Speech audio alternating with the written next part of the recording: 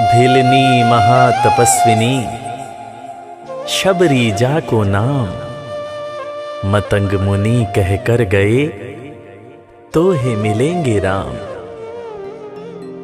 सोने की चिड़िया मां भारती और सत्य सनातन धर्म के सबसे आदर्श पुरुष मर्यादा पुरुषोत्तम भगवान राम, जो वर्षों की तपस्या के बाद ऋषि मुनियों को भी नहीं मिलते, मगर एक भीलनी शबरी के घर स्वयं चल के आके न सिर्फ दर्शन देते हैं बल्कि उस भीलनी के जूठे बेर भी खाते हैं।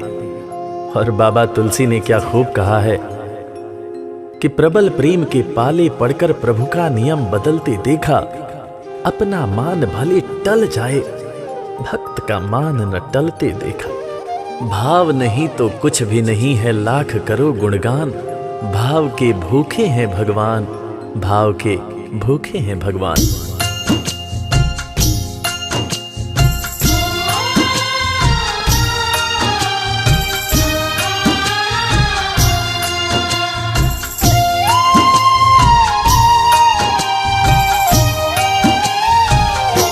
भाव के भूखे हैं भगवान, भाव के भूखे हैं भगवान, भाव के भूखे हैं भगवान, भाव के भूखे हैं भगवान। भाव नहीं तो कुछ भी नहीं है, भाव नहीं तो कुछ भी नहीं है, लाख करो गुणगान। भाव के भूखे हैं भगवान, भाव के भूखे हैं भगवान। भाव के भूखे हैं भगवान, भाव के भूखे हैं भगवान।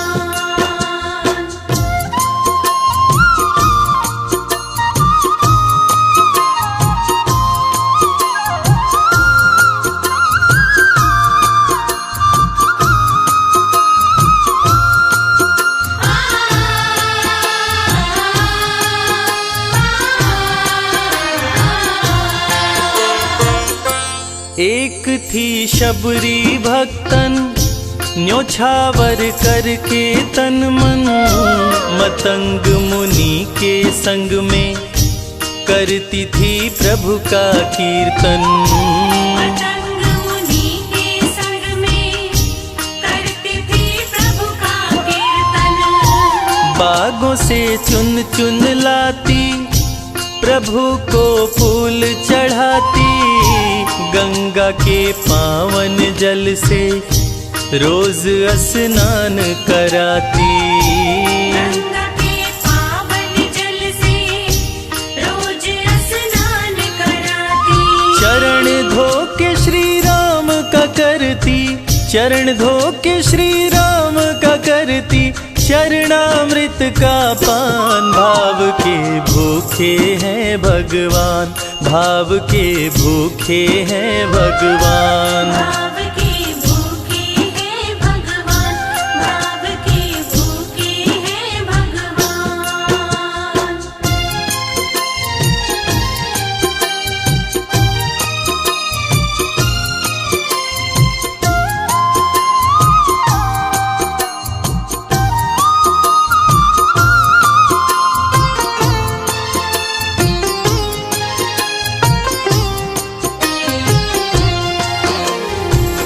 धैर्य एक ऐसा प्रसाद है जो इंसान को महान बना देता है। मतंग मुनि मां शबरी से कह गए कि शबरी तेरे दरवाजे राम जरूर आएंगे, और शबरी ने 10,000 साल तक प्रतीक्षा किया। शबरी को देखने वाले न सिर्फ उसे पागल कहते थे बल्कि कहते थे, ये कौन दिखात कुटी मां नारी ते उतजाती है मूद भरी, छिन भीतर बाहर होत छिना सुख सो नहीं बैठत एक घरी, यही के तन में कछुपीर भई ये वियोगिन मानस माहि जरी, अब जान पड़ी रघुनाथ के प्रेम की मूर्ति रूप ये है शबरी। मतंग शबरी को बताए, बहु भांति समझाए, सबर कर कुछ दिन शबरी, मिलन के दिन अब आए।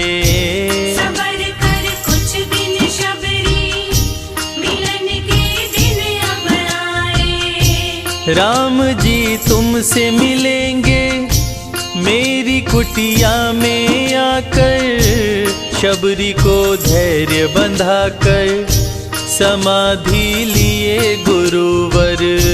शबरी को धैर्य बंधाकर समाधि लिए गुरुवर। राम नाम में लीन हो गई, राम नाम में लीन हो गई, गुरु से पाकर ज्ञान। भाव के भूखे हैं भगवान, भाव के भूखे हैं भगवान। भाव के भूखे हैं भगवान, भाव के भूखे हैं भगवान।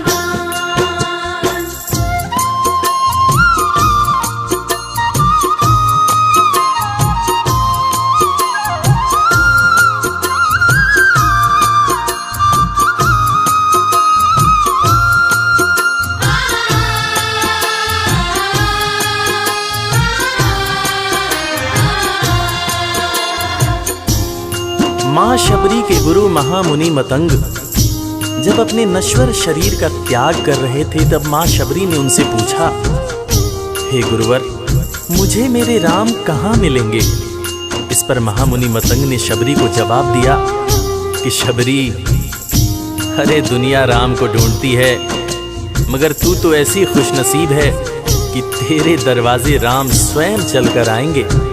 माँ शबरी को अपने गुरु की बातों पर अटूट विश्वास हो गया।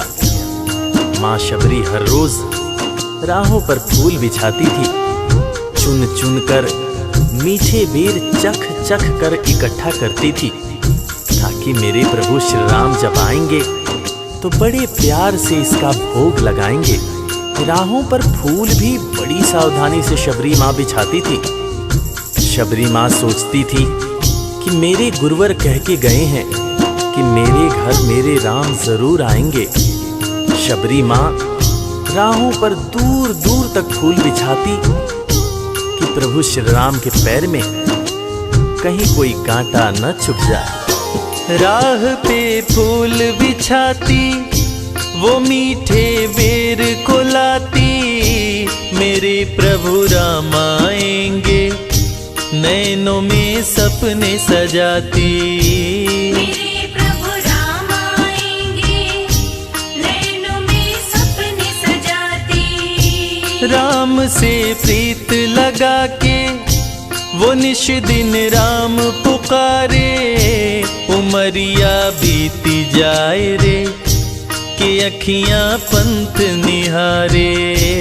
उमरिया बीती जाए रे कि अखियां पंथ निहारे। जर्जर हो गई काया फिर भी, जर्जर हो गई काया फिर भी, बसे राम में प्राण। भाव के भूखे हैं भगवान, भाव के भूखे हैं भगवान। भाव के भूखे हैं भगवान, भाव के भूखे हैं भगवान।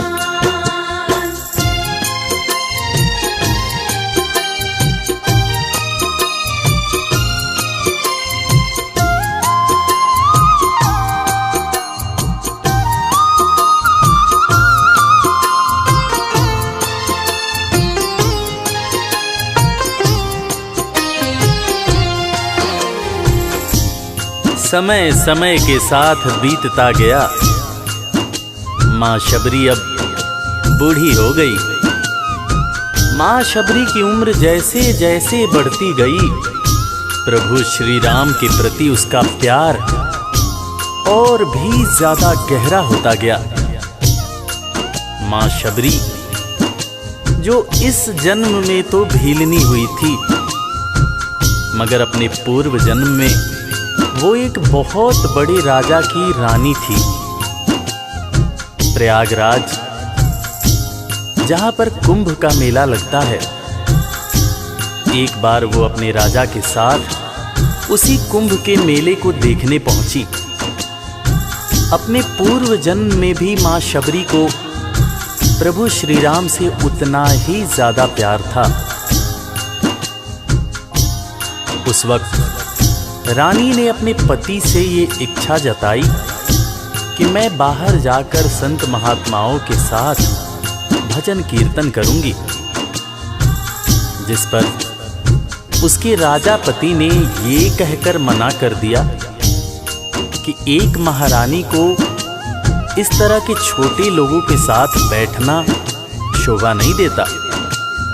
ये बात महारानी के हृदय में चुभ गई। महारानी ने गंगा के पानी में जाकर अपने प्राण त्याग दिए और ईश्वर से कहा, हे मेरे प्रभु, हे मेरे राम, इस जन्म में तो आपने मुझे बहुत खूबसूरत बनाया है, अगले जन्म में चाहे मुझे कुरूप बना देना। इस जन्म में आपने मुझे उच्च कुल में जन्म दिया है, अगले जन्म में चाहे तो मुझे भीलनी बना देना। मगर हे प्रभु, मेरा अगला जन्म जब भी हो, मुझे ये सौभाग्य जरूर देना कि मैं तुम्हारे नाम को जपूं, मैं तुम्हारा नाम लूं, मुझ पर कोई बंधन ना हो। वो राजकुमारी अगले जन्म में माँ शबरी बनी, वही माँ शबरी जो कुटिया में प्रभु श्री राम की राह देख रही थी। वो सुंदर आसन लगा के स्वच्छ कुटिया को सजा के, राह आंचल से बुहारे प्रभु का ध्यान लगा के। राह आंचल से बुहारे प्रभु का ध्यान लगा के। और ना अब तड़पाओ राम मेरे, आ भी जाओ, दरस बिन शबरी व्याकुल, राम मेरे दरस दिखाओ। दर्श बिन शबरी व्याकुल, राम मेरे दर्श दिखाओ। दरस की आस लगी मेरे प्रभु जी, दरस की आस लगी मेरे प्रभु जी, पूर्ण करो अरमान। भाव के भूखे हैं भगवान, भाव के भूखे हैं भगवान। भाव के भूखे हैं भगवान, भाव के भूखे हैं भगवान।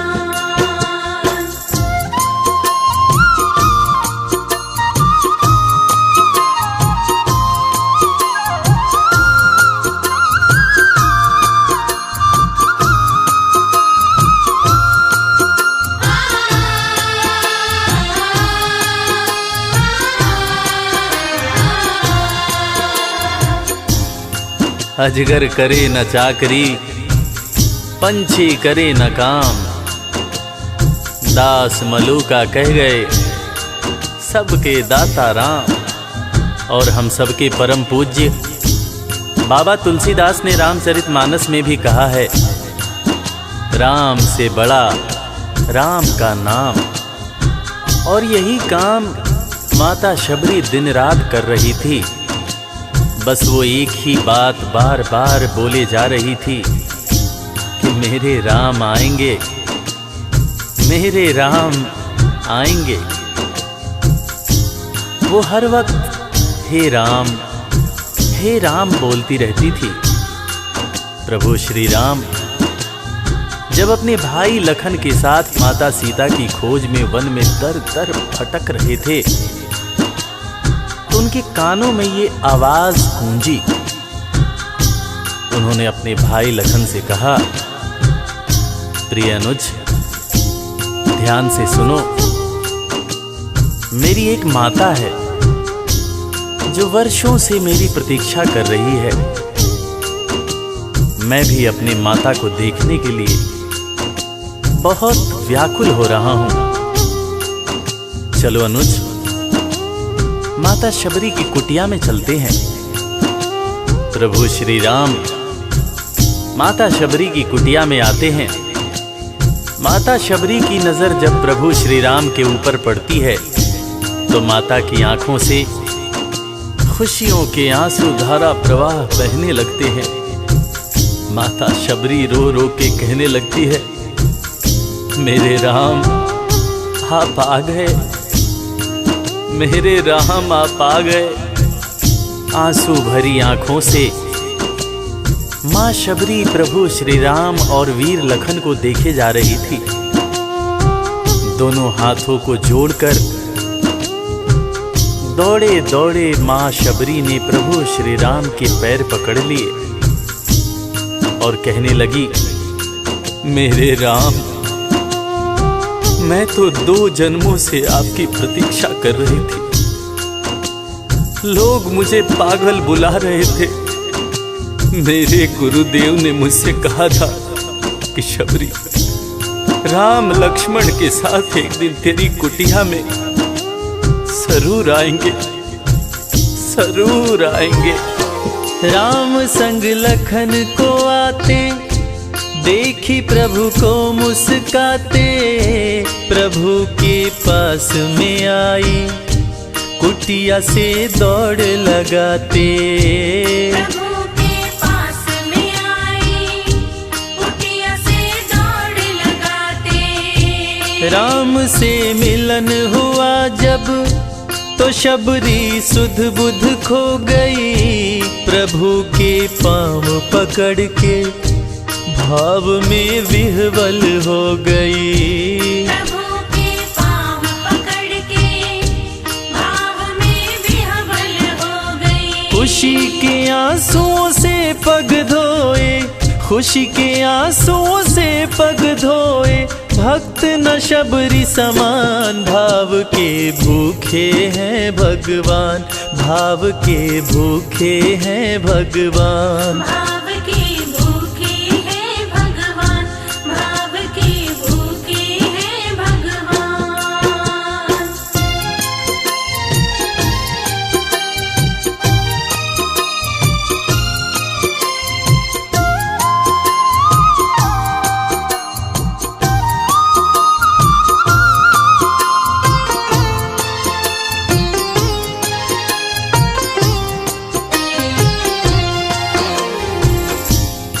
मित्रों, मैं रविराज आप सबको आज एक बात बताना चाहूँगा। वो बात जो मुझे मेरे गुरुदेव फरीद हसन खान साहब ने बताई है। और वो बात ये है कि ईश्वर को हमारी ज़रूरत नहीं है, हमें ईश्वर की ज़रूरत है। ईश्वर हमारे बिना भी पूर्ण है, मगर हम ईश्वर के बिना हमेशा ही अपूर्ण हैं।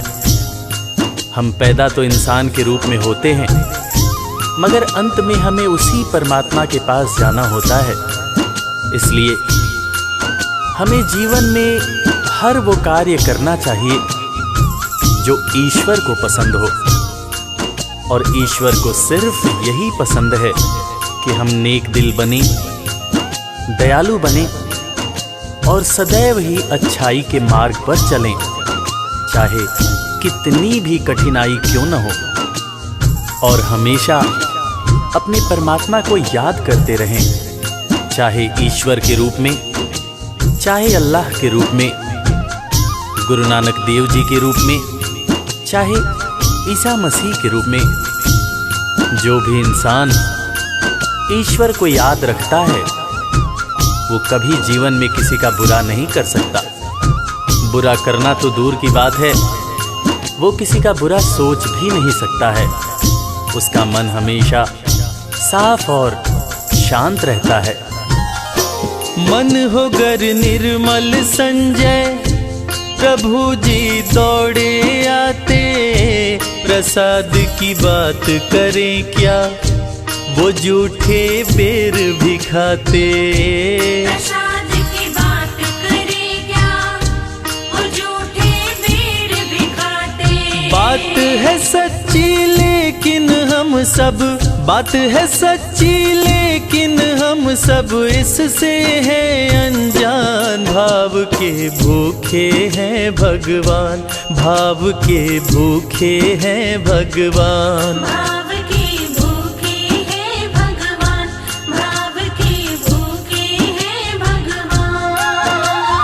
भाव नहीं तो कुछ भी नहीं है, लाख करो गुणगान। भाव के भूखे हैं भगवान। भाव के भूखे हैं भगवान, भाव के भूखे। इस कथा के लेखक पंडित संजय तिवारी जी, साउंड इंजीनियर श्री कैलाश डंडरियाल जी, मैक्स स्टूडियो दिल्ली। संगीतकार लवली शर्मा। मैं आपका अपना रविराज और वीर म्यूजिक परिवार की तरफ से आप सभी को कोटि कोटि प्रणाम करता हूँ। किसी भी त्रुटि के लिए हम क्षमा प्रार्थी हैं। बोला भक्त और भगवान की